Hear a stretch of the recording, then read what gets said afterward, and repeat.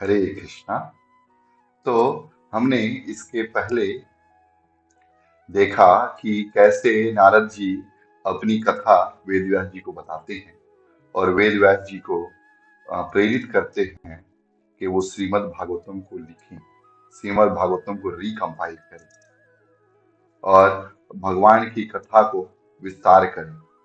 इसीलिए सबसे पहले जो है अ, वेद व्यास जी ने इस कथा को स्टार्ट करने से पहले भगवान का ध्यान लगाया, भगवान को प्रणाम किया और भगवान को प्रणाम करने के बाद उन्होंने देखा कि और उन्होंने देखा कि यहाँ पर जो है ऐसी स्थिति है, जीव मोहित हो गया है। कैसे मोहित हो गया है? वहां पे श्लोक आता है, भक्ति योगेन मनसि सम्यक प्रणिहिते मले अपश्यत पुरुषं पूर्णं मायां च तद अपाश्रयम्। भक्ति योग के द्वारा अपने मन को नियंत्रण करके उन्होंने सम्यक रूप से देखा और अपने मन को लगाया। क्या देखा? अपश्यत पुरुषम पूर्णम, पूर्ण पुरुषोत्तम भगवान श्री कृष्ण को देखा। मायाम च तद अपाश्रयम, और माया उनके आश्रय में है, उनके चरणों में है।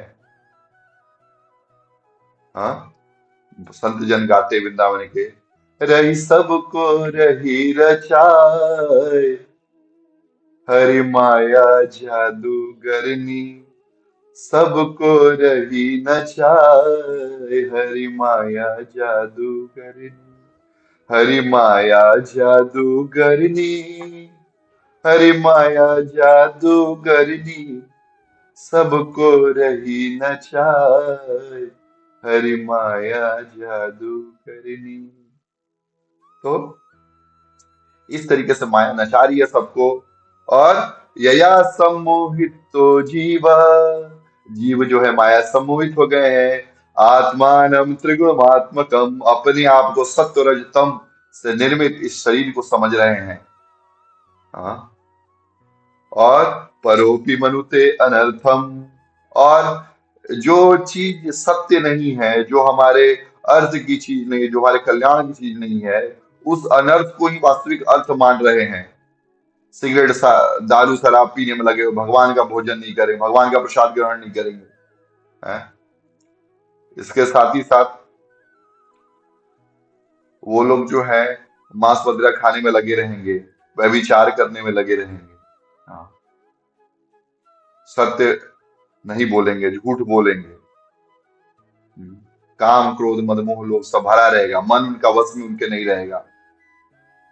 हाँ, बुद्धि जो है भ्रमित रहेगी।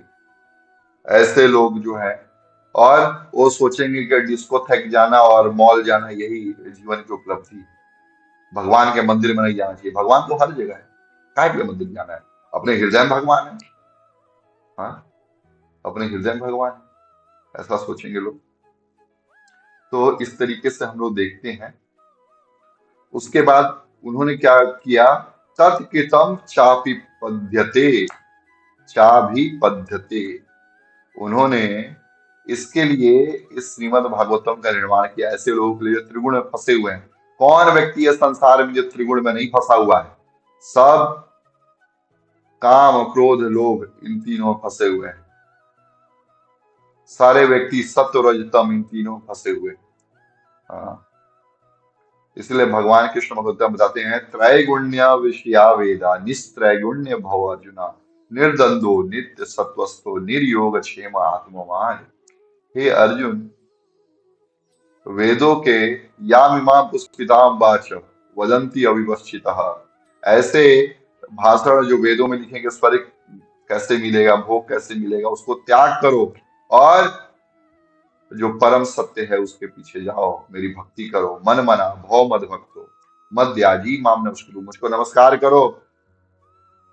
आपको अगर भगवान की प्राप्ति करनी है तो कहीं भी भगवान कृष्ण के मंदिर जाइए, आसपास में इस्कॉन के भक्त लोग हैं, उनका संग कीजिए और उनका संग करके, क्योंकि भगवान कृष्ण की भक्ति सत्संग से ही स्टार्ट होती है। प्रथम भक्ति संतन कर संगा, द्वितीय भक्ति मम कथा प्रसंगा। हाँ, प्रथम भक्ति संतों का संग है।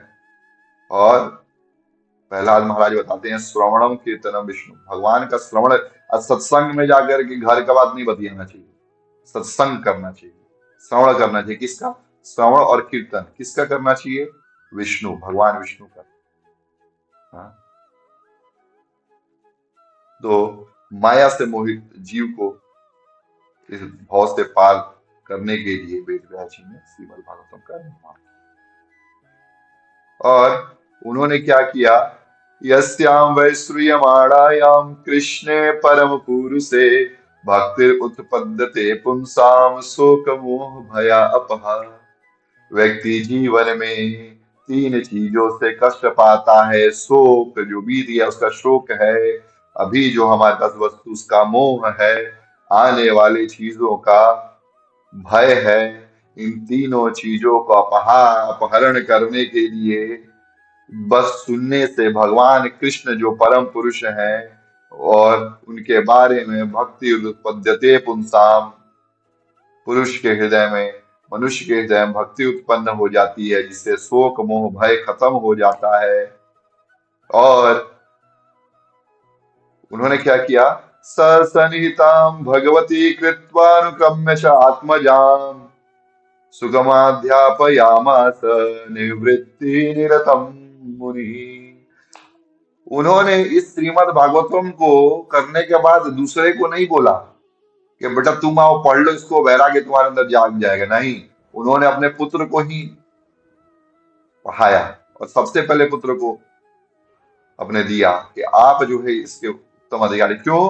क्योंकि वो निवृत्ति निरतम मुनि, और जो है उनके मन में पहले से निवृत्ति थी, वैराग्य भावना थी, उन अपने पुत्र को सिखाया। लेकिन कई लोग बोलते हैं जिसको वैराग्य हो गया है उसको भगवान से भी क्या लेना देना। हाँ,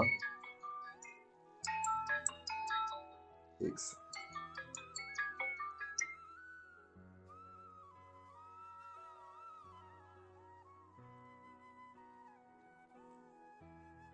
सेकंड एक सेकंड। हरे कृष्णा, क्षमा चाहूंगा, प्लीज माफ कीजिए। हाँ, तो उन्होंने अपने पुत्र को श्रीमद् भागवतम सिखाया। कई लोग जो हैं वो बोलते हैं कि बच्चा तो है क्रांतिकारी होना चाहिए लेकिन दूसरे घर में होना चाहिए, बच्चा तो साधु होना चाहिए, दूसरे घर का होना चाहिए। लेकिन यहाँ पे देखिए वेद व्यास जी कितना सुंदर एग्जाम्पल सेट कर रहे हैं, अपने खुद के बच्चे को पढ़ा रहे हैं श्रीमद् भागवतम। इसलिए माता पिता का कर्तव्य है अपने बच्चों को श्रीमद् भागवतम पढ़ाएं, उनको बताएं, समझाएं, ताकि बच्चे भी बड़े होकर के संस्कारी बने, माँ बाप का नाम रोशन करने वाले बने, भगवान का भक्त बने। हाँ,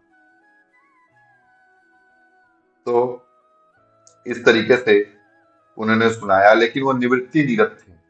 तो यहाँ पे जब सूत गोस्वामी ये बात बताते हैं तो शौनक आदि ऋषि प्रश्न करते हैं कि अगर निवृत्ति निरत थे तो उन्होंने कथा क्यों सुनी? क्योंकि जो निवृत्त हो जाता है, वैराग्य प्राप्त कर लेता है, उसको तो किसी चीज की जरूरत नहीं पड़ती। तब वहां पे बहुत ही सुंदर श्लोक आया है जो श्रीमद भगवान चैतन्य महाप्रभु हमेशा सुनते थे और बहुत सारी व्याख्याएं इन्होंने की है, 64 प्रकार की व्याख्या की है।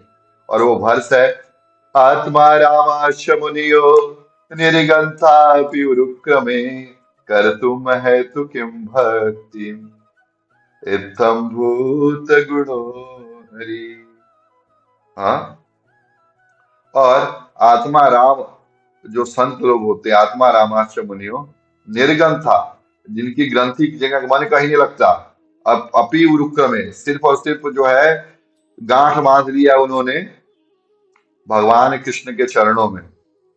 कर तुम अहेतु की भक्ति, और ऐसी भक्ति करते हैं जो अहेतु की होती है और अप्रतिहता होती है, बिना किसी स्वार्थ भावना के और बिना रुके निरंतर भक्ति होती है। ऐसे भक्ति को हम लोग अहेतुकी और अप्रतिहता है।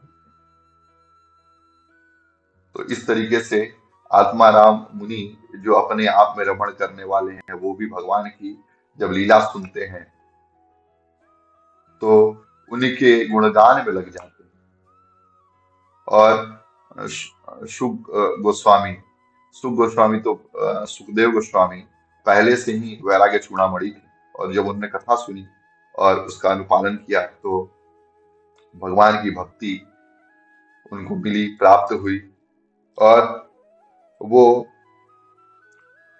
जो थे, कहीं पे भी ज्यादा टाइम रुकते नहीं थे। वो दोहन मात्र में, जैसे जितना गाय को दुहने में समय लगता है उतना ही देर रुकते थे, अंजलि में जल, ये दूध धारण किया, पिया और चल दिए। और उन्होंने ये लीला परीक्षित महाराज को सुनाई।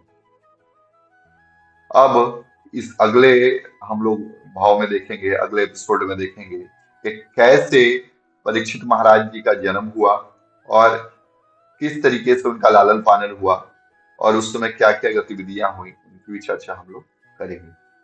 हरे कृष्णा। बहुत बहुत धन्यवाद। साधुवाद।